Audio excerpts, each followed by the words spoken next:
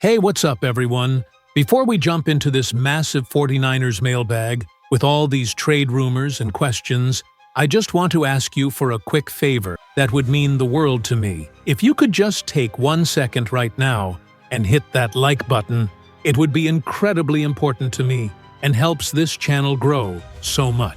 I know it seems like a small thing, but those likes genuinely make a huge difference in getting this content out to more 49ers fans who need to stay updated on everything happening with this team. So seriously, just tap that like button real quick.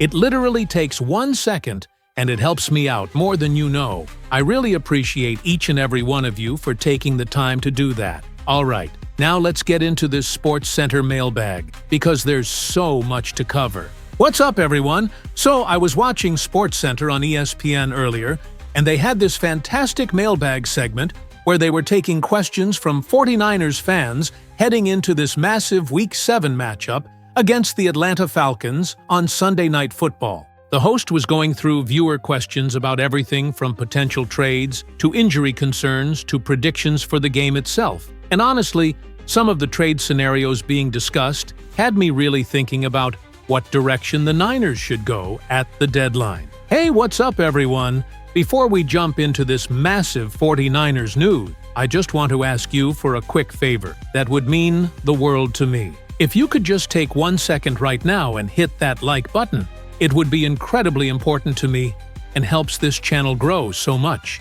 I know it seems like a small thing, but those likes genuinely make a huge difference in getting this content out to more 49ers fans who need to stay updated on everything happening with this team. So seriously, just tap that like button real quick. It literally takes 1 second and it helps me out more than you know. The show started off by reminding everyone that the 49ers Falcons watch party coverage will be extensive with a pre-game show, live game coverage, and post-game analysis. They always get massive viewership for these primetime games, and it's one of the best ways to experience game day outside of being at the actual stadium. But let's get into the questions because there's a lot of ground to cover as San Francisco heads into this crucial divisional matchup. The first question came in asking, will the 49ers trade for Trey Hendrickson? Obviously, Hendrickson's name has been the most popular name in trade discussions for San Francisco, but really, for any team across the NFL that's looking for a pass rusher right now, the Niners are going to have to compete and vie with other teams going into the trade deadline after Week 9 heading into Week 10. Teams like the Philadelphia Eagles are said to be interested in a player like Trey Hendrickson, and Howie Roseman always goes big game hunting when he's looking to upgrade his roster. A team like the Indianapolis Colts has been seriously lacking with their pass rush, and in a wide-open AFC with Anthony Richardson playing well and Shane Steichen coaching his tail off, they have some other pieces in place defensively. The Colts have financial capital available, so could they look to make a trade for someone like Trey Hendrickson?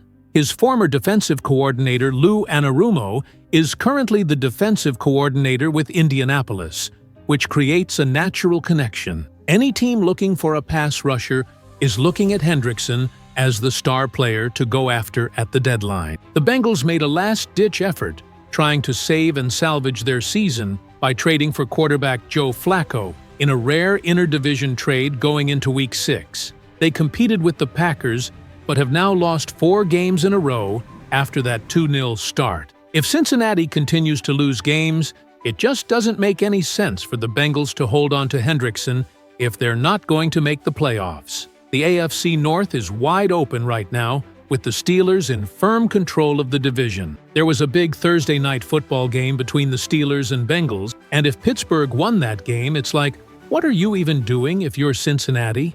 The Bengals didn't give Hendrickson a contract extension, and he's going to walk most likely after this season as a free agent. What if Cincinnati can get back a first-round pick, maybe a second, and a third? The analyst thinks a second and a third-round pick is a price he'd be willing to pay if he's the Niners, assuming they continue to win games and view themselves as legitimate playoff and Super Bowl contenders. Hendrickson is obviously the apple of his eye as a player who can continue to be part of San Francisco's core moving forward. Another question asked, can the Niners get Jeffrey Simmons, Bradley Chubb, or Demario Davis. Jeffrey Simmons is a player on the one-win Titans who's one of the top interior defensive linemen in the game, though Tennessee occasionally uses him at defensive end. Simmons actually ripped the Titans' preparation, recently saying their week of practicing going into Week 6 was the worst it's been all season. Then, what did the Titans do? They fired their head coach, Brian Callahan. The analyst would love this move for San Francisco, because Simmons would greatly enhance the pass rush. We're talking about one of the most disruptive players in the National Football League from the interior of the defensive line, which would help tremendously trying to get to the quarterback. The thing that would likely turn the Niners away from Jeffrey Simmons is the price tag. He's very expensive after signing a contract extension a couple years ago. While he's an all-pro player and Pro Bowler who would definitely help, he might be too rich financially for the Niners' budget. But from a scheme standpoint, it makes a lot of sense. Bradley Chubb is more realistic because it won't cost as much to trade for him, and he has no more guaranteed money left on his deal. So you can hold on to him for the future or get rid of him without a big financial burden. Then there's Demario Davis. If you want to bring in a veteran who's been an all-pro and Pro Bowler who's still playing really well, is a good run defender, holds up well against the pass, and you don't have to give up that much in draft picks to bring him in, and he's on an expiring deal. If you don't want to be tied to him in the future, Davis makes a lot of sense if you want to replace Fred Warner temporarily. But what the analyst thinks the Niners should and will do is trade for a pass rusher that then helps out the linebacking core and secondary, then see what they get from some of their young linebackers like Tatum Bethune and Nick Martin, who the analyst is genuinely excited to watch play. There was a viewer who sent in support saying they'll be cheering on the Niners to get the win, acknowledging it's going to be tough, but they have faith. The analyst loved that energy because that's what being part of the faithful is all about. This matchup against Atlanta is going to be difficult because their offense is a high-octane unit with a bunch of weapons that can hurt you on the ground and through the air. Bijan Robinson is the analyst's Offensive Player of the Year right now, based on what he's doing, both rushing and receiving. Drake London is a very difficult cover because he gives Atlanta wonderful size at the wide receiver spot, combined with playmaking ability. Kyle Pitts hasn't lived up to expectations yet, but he's still a matchup nightmare at tight end because he can play that flex wide receiver role, and Michael Penix can really spin the football. Another question asked, how can the Niners stop these injuries year after year? Is it bad luck on plays, drafting injury-prone players, strength and conditioning staff issues? It's absolutely heartbreaking to see year after year. There isn't a team across the NFL that has the amount of injuries at the clip these injuries have been happening compared to the 49ers. They're cursed. They really are cursed. And the analyst doesn't know what it is. He doesn't think the Niners know what it is either. Is it strength and conditioning? Maybe. But they've changed their staff a couple times under Kyle Shanahan. Is it practice habits? That could have something to do with it. Everyone knows Kyle Shanahan prefers a physical practice style, and that physical approach is why the Niners have won a lot of games, but it's also been a reason, in the analyst's opinion, why they've had all these injuries. Former player John Feliciano joked that it might be the facility or something in the water leading to all these injuries. Nobody has any real answers, but it can't continue, and it's incredibly frustrating and unfortunate. If you're a player looking to come to the Niners, whether in free agency, through the draft, or via trade, you're probably scared to go to San Francisco because you watch that team and players are dropping left and right like flies. Players worry about their future careers going there, which is terrible for the franchise's reputation. If there was a clear answer, the Niners would try to get to the root cause of it. Some of these injuries are career-altering, like Nick Bosa's ACL and Fred Warner's ankle dislocation. Some are soft tissue injuries that are potentially avoidable. This is also an NFL-wide issue where players aren't doing much throughout training camp or preseason, so when the regular season comes around, bodies aren't ready. Plus, adding another game to make it 17 games doesn't help.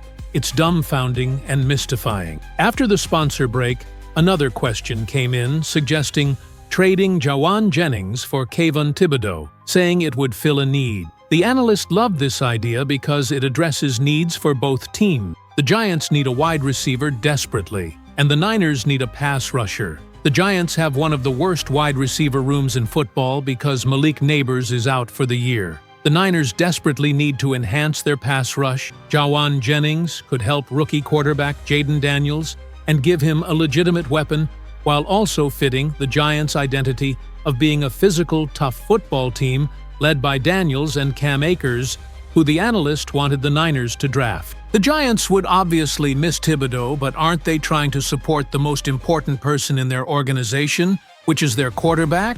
This is a trade that could help both teams. Thibodeau has played awesome this year, but the Giants also have other pass rushers. The analyst doesn't think New York would want to part with Thibodeau because he's under contract next year too, and they probably want to make a move for a better receiver. Ultimately, the analyst likes this move as it helps both teams and fulfills needs. But he doesn't think the value is quite equal because Thibodeau is the better player at a more important position. Plus, Jennings is dealing with ankle, rib, and shoulder injuries currently. Another fan asked, what's the opinion on taking a year to rebuild, get healthy, and return next year prepared? The analyst totally gets why the fan base might prefer that. But Trent Williams and George Kittle are highly priced players who are getting older, as is Christian McCaffrey. This NFC and NFC West is wide open. Can anyone definitively say going into Week 7 which team is the best in the NFL? Or which two teams are favorites to meet in the Super Bowl? The entire NFL landscape is questionable and wide open. The Niners are 4-2, and if they beat Atlanta, they're 5-2. The analyst thinks they owe it to themselves to make a move for a pass rusher. He's not saying to break the bank, but make a move that makes sense draft pick-wise and financially. That's the smartest approach. What's underrated that nobody talks about is getting this young team and rookies playoff experience, which is extremely valuable. The analyst believes in getting in the dance and seeing what can happen. You might not make it to the Super Bowl, but playoff experience is invaluable. He'd take this coaching staff against almost any other staff in a one-and-done playoff game. We've seen crazy things happen in the playoffs, and this Niners team has been competitive every single week this year. There's too much meaning game in and game out to just punt on the season. Plus, they're getting offensive reinforcements back with Kittle,